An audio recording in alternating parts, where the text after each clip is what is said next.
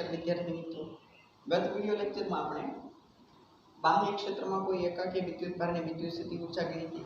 આજે આપણે બાહ્ય વિદ્યુત ક્ષેત્રમાં બે વિદ્યુત ભારોથી બનતા તંત્રની વિદ્યુત સ્થિતિ ઊર્જા ગણવાની છે. આ કોઈ બાહ્ય વિદ્યુત ભારનું તંત્ર છે. આ એક ઘન વિદ્યુત ભારની લંબાઈની પ્લેટ છે. ગઈ વખતે પણ બાહ્ય વિદ્યુત સ્ત્રોત આપણે આવો જ લીધો હતો. આ વખતે પણ એવું જ કરશું, બરાબર. અને એને સમાંતર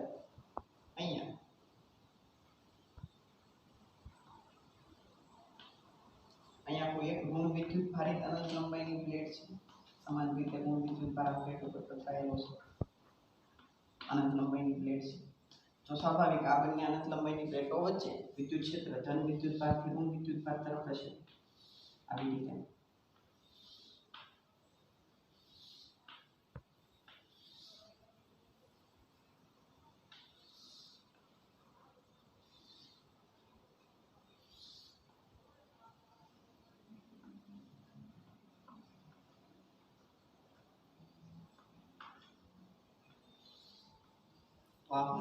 બાહ્ય વિદ્યુત ક્ષેત્ર થયું, બરોબર. આ એ સદિશ શું થયું? બાહ્ય વિદ્યુત ક્ષેત્ર થયું. આ વિદ્યુત ક્ષેત્રમાં બે વિદ્યુત ભારો પડેલા છે. આપણે કોઈ આપણી આવી યામાક્ષ પદ્ધતિ પસંદ કરી લઈએ. આને x અક્ષ કહી દઈએ અને y અક્ષ કહી દઈએ અને બોર્ડને લંબ બહાર આવતી અક્ષને શું કહી દઈએ? z અક્ષ કહી દઈએ. તો r1 સ્થાન સદિશ r1 જેટલા સ્થાન સદિશ ધરાવતા કોઈ બિંદુ r1 સ્થાન સદિશ ધરાવતા કોઈ બિંદુ p ત્યાં વિદ્યુત ભાર છે q1. અહીંયા r2 સ્થાન સદિશ આ કોઈ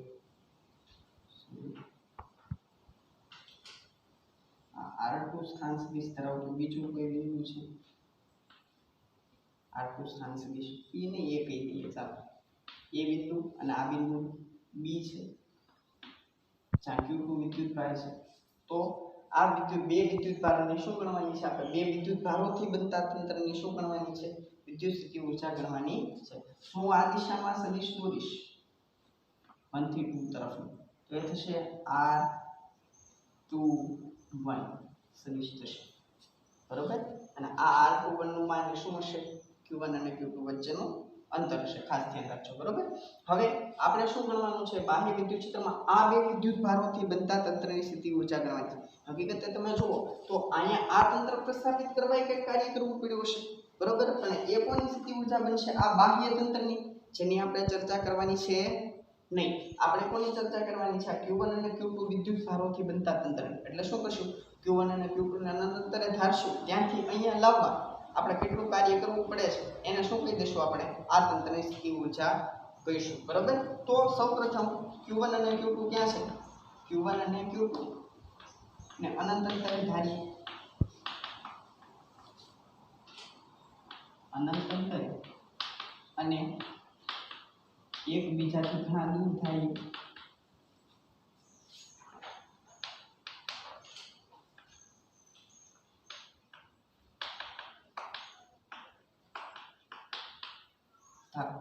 બીજું આપણે એક કામ કરવાનું છે કે આપણે આ બાહ્ય ક્ષેત્રના લીધે એ બિંદુએ અને બી બિંદુએ સ્થિતિમાન કેટલા હશે એ આપણે વ્યાખ્યાયિત કરી દેવાના, લખી નાખવાના છે. કેટલા બાહ્ય ક્ષેત્રને લીધે એ બિંદુએ સ્થિતિમાન એટલું હશે, બી બિંદુએ સ્થિતિમાન એટલું હશે, બરોબર. તો બાહ્ય ક્ષેત્રના લીધે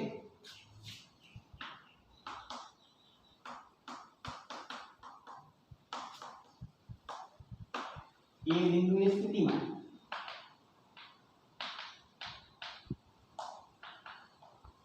વિદ્યુત સ્થિતિમાન VR1 અને બાહ્ય ક્ષેત્રના લીધે બી બિંદુએ સ્થિતિમાન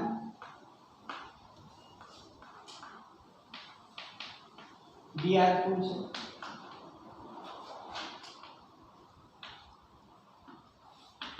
બાહ્ય ક્ષેત્રના લીધે આ એ બિંદુએ સ્થિતિમાનને આપણે શું કીધું? VR1 અને બી બિંદુએ સ્થિતિમાનને આપણે શું કીધું?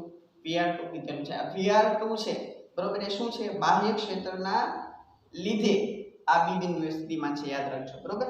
હવે શું થશે? તો કે આપણે એક પછી એક આ q1 અને q2 ને અનંત અંતરેથી આપેલ a અને b બિંદુએ લાવવા કરવું પડતું કાર્ય ગણશું છે. શું બનશે? તંત્રની સ્થિતિ ઊર્જા બનશે. તો Q1 ને અનંત અંતરે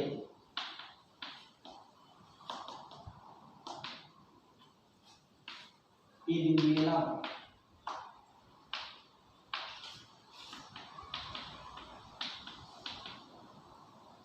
જરૂરી કાર્ય W1 તો થશે કયા વિદ્યુતભારને લાવવો છે એનું મૂલ્ય એટલે Q1 ને લાવવો છે ક્યાં લાવવો છે એ બિંદુએ લાવવાનો છે અનંત અંતરેથી લાવવાનો છે બરોબર તો આપણને W1 કેટલું મળશે અનંત અંતરે સ્થિતિમાન શૂન્ય થશે તો VA - 0 એ થશે VA અને Q1 ગુણ્યા VA થશે Q1 અને VA એ બિંદુએ સ્થિતિમાન આપણે કીધું છે ક્ષેત્રના લીધે એ બિંદુએ સ્થિતિમાન કેટલું છે VR1 છે તો VA ને શું લખીશું VR1 લખીશું બરોબર તો આપણને W1 મળી ગયું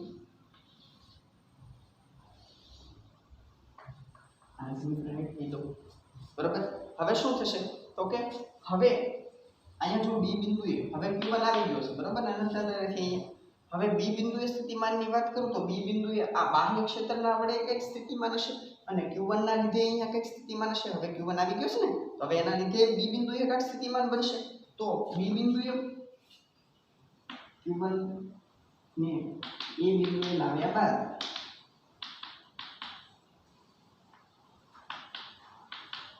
હવે B બિંદુએ સ્થિતિમાન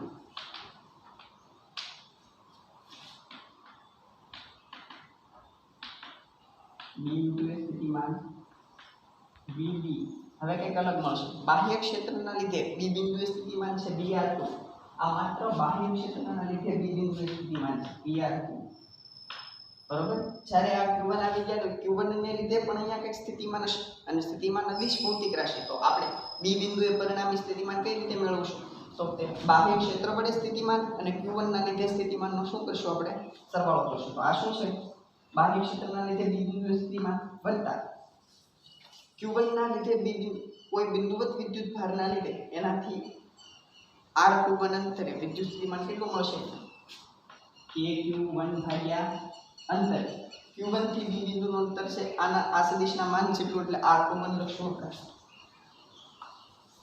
આ શું મળ્યું Q1 ની હાજરીમાં આપણને B બિંદુએ સ્થિતિમાન મળ્યું હવે Q2 ને અનંત અંતરેથી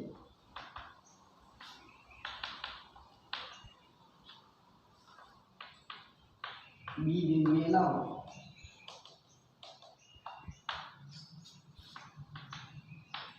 જરૂરી કાર્ય આને સમીકરણ 2 કીધું બરાબર હવે શું છે તો કે Q2 ને અનંત અંતરેથી B બિંદુએ લાવવા જરૂરી કાર્ય એને W2 કહો W2 થશે કયા વિદ્યુતભારને લાવવો છે Q2 ક્યાં લાવવો છે B બિંદુએ ક્યાંથી અનંત અંતરેથી આ શું થશે તમને કાર્ય મળશે બરાબર આ કાર્ય આપણે ગણીએ પછી આપણે સ્થિતિ ઊર્જા ગણવાની છે તો અહીંયા ધ્યાન આપજો તો શું થશે તો હવે આપણે આ W2 ગણીએ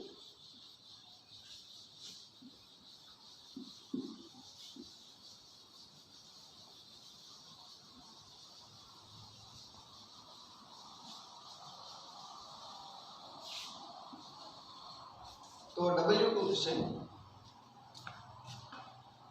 W2 બરાબર Q2 B બિંદુએ સ્થિતિમાન આપણને મળ્યું હતું VR2 વત્તા KQ1 ભાગ્યા R21 આ શું છે આપણને B બિંદુએ સ્થિતિમાન મળ્યું એ છે માઈનસ V ઇન્ફિનિટી થશે 0 બરાબર તો W2 આપણને મળશે Q2 અથવા આપણે અંદર ગુણી નાખીએ તો Q2 VR2 પ્લસ આ Q2 આની સાથે ગુણાશે KQ1 Q2 upon R21 આ Q2 ને અનંત અંતરેથી અહીંયા B બિંદુએ લાવવા કરવું પડતું કાર્ય થયું હવે આ સમગ્ર તંત્ર પ્રસ્થાપિત કરવા Q1 ને Q2 ને પ્રસ્થાપિત કરવા કરવું પડતું કુલ કાર્ય જે છે એ શું બનશે Q1 અને Q2 ની સ્થિતિ ઊર્જા બનશે તો કરવું પડતું કુલ કાર્ય જે છે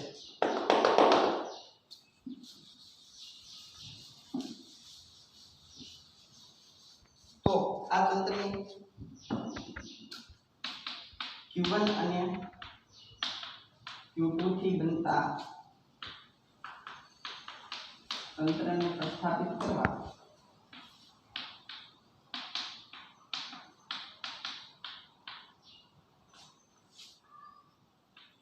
કરવું પડતું જરૂરી કાર્ય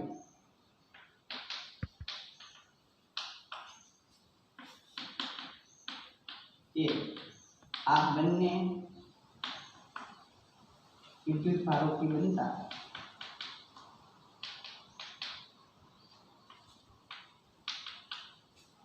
તંત્રમાં સ્થિતિ ઊર્જા સ્વરૂપે સંગ્રહ પામશે. આજે તમે કાર્ય કર્યું છે બરોબર, આ તંત્ર પ્રસ્થાપિત કરવા આપણે જે કાર્ય કરવું પડ્યું છે એ તંત્રમાં સ્થિતિ ઊર્જા સ્વરૂપે સંગ્રહ પામશે, કારણ કે વિદ્યુત બળ કેવું બળ છે? સંરક્ષી બળ છે. તો તંત્રની આ બે વિદ્યુત ભારોથી બનતા તંત્રની સ્થિતિ ઊર્જા છે એ શું થશે? W1 + W2 થશે. W1 Q1 VR1 હતું, W2 ની કિંમત અહીંયા મૂકી દઈએ, Q2 VR હતું plus K Q1 Q2 upon R21.